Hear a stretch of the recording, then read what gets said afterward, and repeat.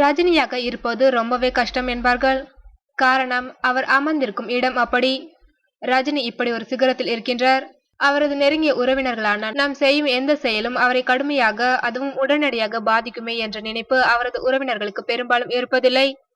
இந்த பி பாட்டு விவகாரம் பரபரப்பு கிளப்பிய போது ரஜினி சென்னையில் தான் இருந்தார். லைகா தயாரிக்கும் 2.0 படத்தின் தொடக்க விழாவில் பங்கேற்றவர் பீப் விஷயம் கேள்விப்பட்டு கடும் கோபமடைந்தாராம். அதனை அடுத்து தன் குடும்பத்தினருக்கு அவர் போட்ட உத்தரவு, எக்காரணம் கொண்டும் அனிருத்தை வீட்டு பக்கம் வரவிடாதீர்கள் என்பதுதான்.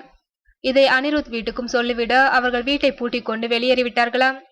அடுத்து தன் மகள்களை அழைத்து அனிருத்துடன் இணைந்து பணியாற்றுவதை தவறுங்கள், வேறு இசையமைப்பாளர்களை அமர்த்திக் கொள்ளுங்கள் என்று கண்டிப்பாக கூறிவிட்டாராம். இதில் ரஜினி மருமகன் தனுஷிற்கு தான் பெரும் சங்கடமாம். அடுத்தடுத்து 3 படங்களுக்கு அனிருத்தை அவர் ஒப்பந்தம் செய்துள்ளார். மாமனார் உத்தரவுக்கு கட்டுப்பட்டு அனிருத்தை மாற்றுவாரா அல்லது பீபாயை கட்டிக்கொண்டு அழுவாரா என்பதை பொறுத்திருந்துதான் பார்க்க வேண்டும்.